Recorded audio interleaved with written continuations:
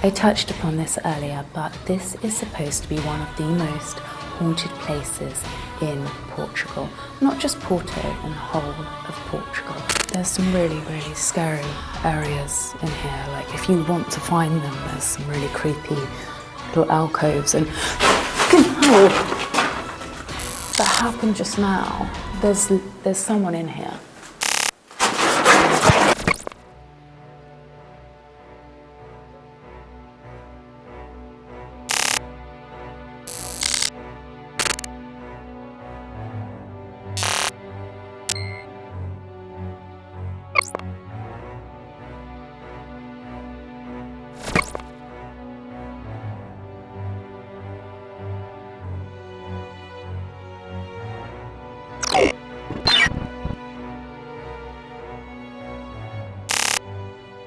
Good morning, everyone. It's bright and early, and today I am on the outskirts of Porto in Portugal.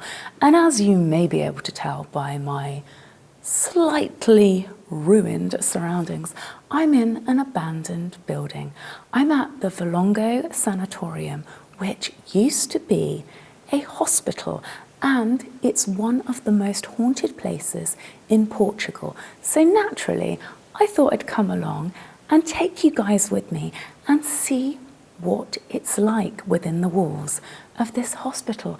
As you can see, the walls are crumbling around me, and it is just the shell of a building, but that does not mean that the souls that once used to be imprisoned here are not still lurking around.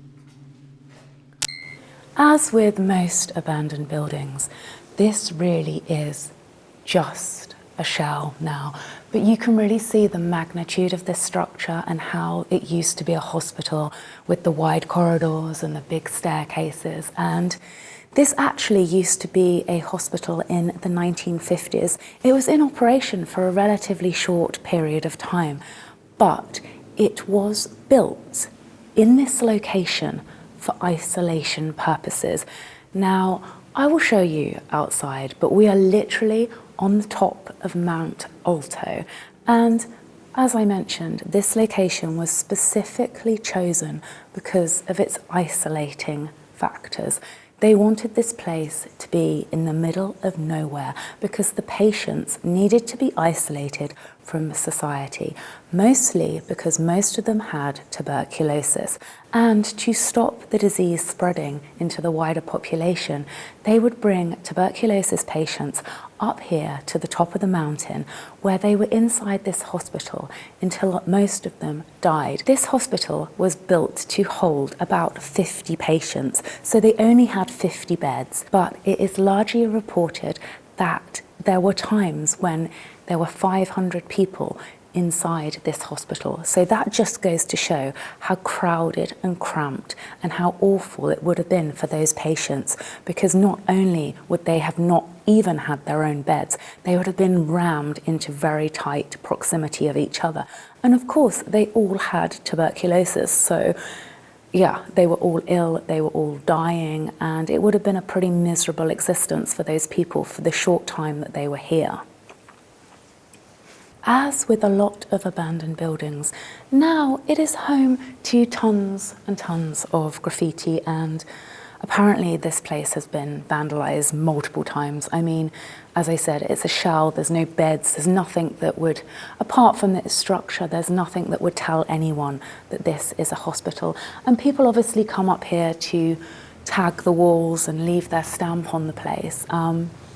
Yeah, so it's kind of interesting. I mean, I'm not a big lover of graffiti, but if that's your thing, it's kind of interesting to walk around here and have a look at the art or vandalism, whichever where you want to look at it.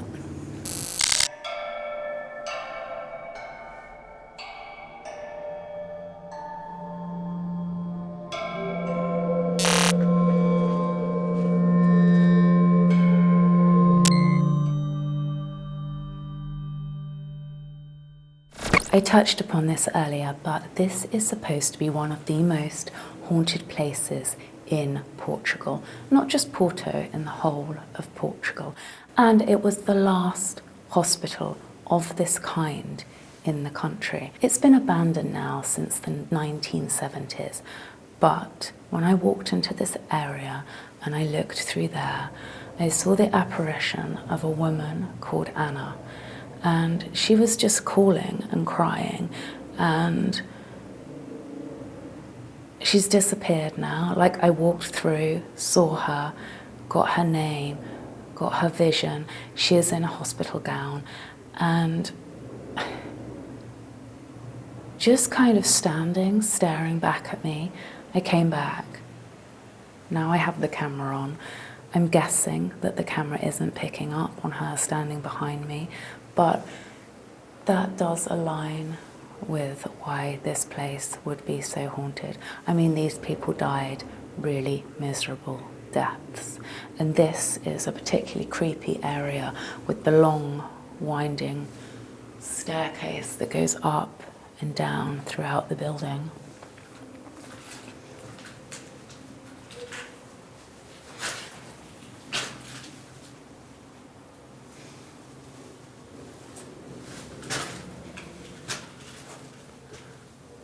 She is literally just standing in this window.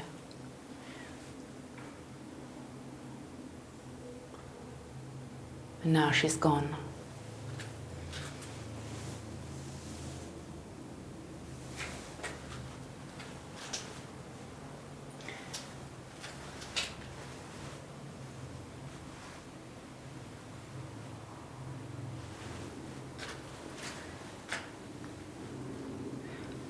It's actually making me feel quite weird standing here.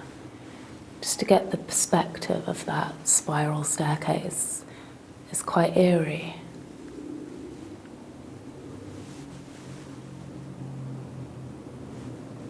I actually don't really want to stand there.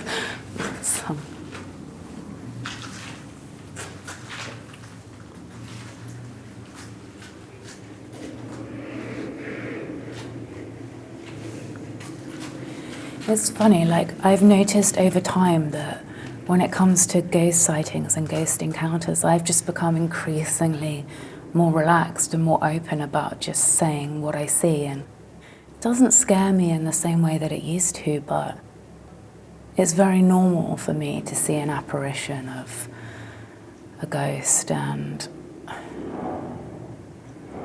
sometimes they just come in and out of your life, and it's quite fascinating, really.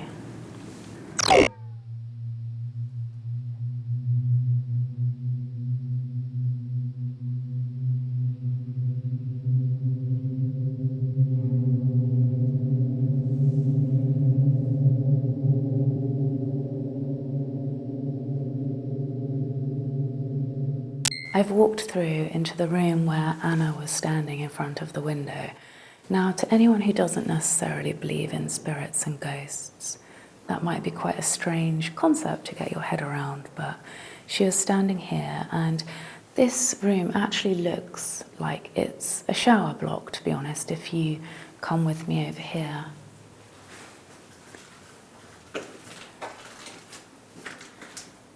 I would say the tiling would mean that this used to be the hospital showers.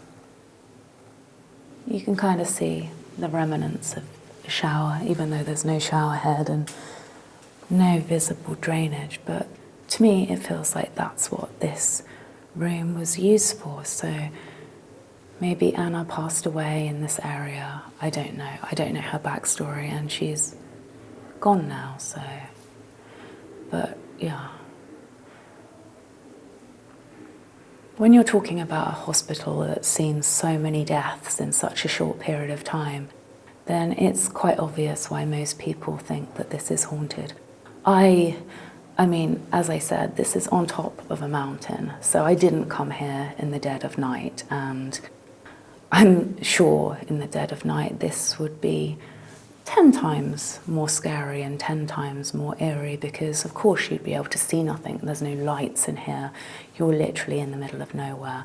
But you don't need to be here in the dead of night to pick up on paranormal activity, as I explained. But paranormal aside, I guess it's still quite a fascinating building, still has a lot of history. And if you like abandoned buildings and derelict structures, then this one is probably kind of an interesting explore for you. I know it's a whole thing, I know it's a whole movement, urban exploring and things like that, but the history of these buildings is quite fascinating, and often they're just left to decay over time when there's no use for them anymore. When they close, they just crumble on a hilltop, and there's something quite beautiful about that.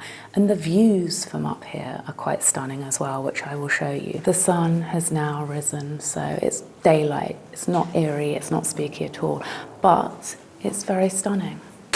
This hospital is vast. You could easily spend hours and hours and hours walking around here, but aesthetically, each level is very similar. So it depends how excited you are by these kind of buildings, because the rooms are completely empty and doesn't differ from floor to floor. I've come down one floor, and on this floor, a lot of the windows are bricked up. So naturally that makes it a lot more eerie, because there's not as much natural light coming into the building. So this feels a little bit more creepy, a little bit more scary than the other floors. But I touched upon this earlier, this building has some absolutely stunning views, and there's a kind of strange type of irony when you consider that you're cooped up and you're isolated in this area that's so beautiful, so aesthetically pleasing, and some of those windows you can see for miles. You can see all the way over the city of Porto. And imagine being confined to your bed, almost sentenced to death, and seeing freedom like that through the window, but not being able to touch it, not being able to reach it. It would just be a very unsettling feeling. It would make you feel like you wanted to touch freedom. And a lot of these people couldn't. A lot of people died here. A ridiculous amount of people will have died within these walls, as with a lot of hospitals. But yeah, it's kind of lost, and just time stood still, and the walls are still here. Some of the patients obviously are still here. And it's interesting. It's interesting to explore places like this. This building is ridiculously vast. It has its own chapel, which is the first thing that you will see if you walk up to this site. It's actually a beautiful walk. If you like hiking, as I mentioned, it's really early Sunday morning, but there's lots of cyclists, there's lots of hikers, there's people off-road dirt biking. So it's an active area for leisure, and it's a beautiful walk. It's like a mountainous walk. It's a hike, it's beautiful. So regardless of whether you want to see the hospital, it's kind of a nice place to work out and to enjoy leisure time. And it's like darkest December now, so it's freezing cold. My hands are completely numb, but I imagine in the summer this is a really nice place to hike and a really nice place to hang out in. It's actually kind of funny why some of the windows are bricked up, because this building is so open. It's not concealed at all. Like, it's huge open doorways, and there's so many ways in which you can come in and out of this building. So there's no effort to kind of close it off or steal it from the public. And I mean, I guess buildings like this are potentially dangerous, but this structure feels pretty solid, and I wouldn't recommend anyone to go lurking around abandoned buildings or putting their safety at risk. But, you know, this is quite a fascinating spot, I think. Even if you look at this from the outside, it's quite a magnificent structure. And I'm going to show you what the outside looks like. I was saying earlier how this site has been vandalized over the years, and obviously there's tons of graffiti. Whether you call that vandalism, that's your personal take or personal opinion. But this hospital has been set fire to multiple times. If you look in the room behind me, you can see the charred walls from where it's been set alight, and yeah, it's kind of eerie, black walls, kind of creepy, but I don't sense anything paranormal down here. It was kind of odd. It was kind of an interesting paranormal fleeting encounter. There's some really, really scary areas in here. Like if you want to find them, there's some really creepy little alcoves and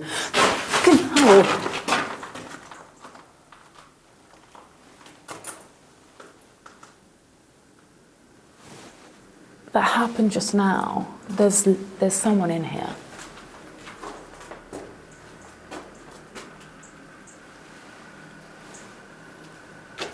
Something keeps touching me on the shoulder.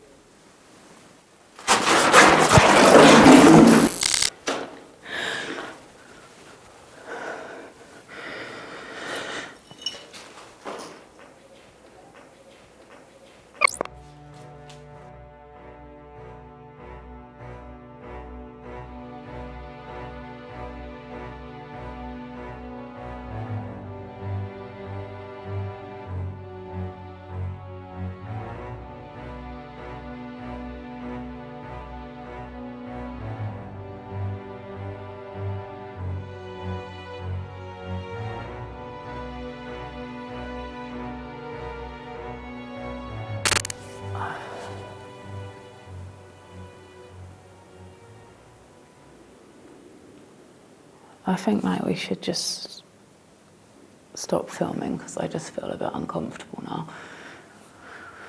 I feel a bit sick. Something just kept grabbing me on the shoulder in that room. I think we should just go. I want to go.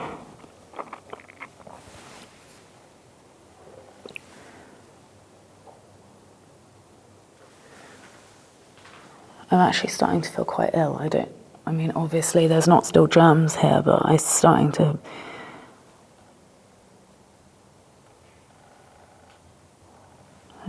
feel really sick.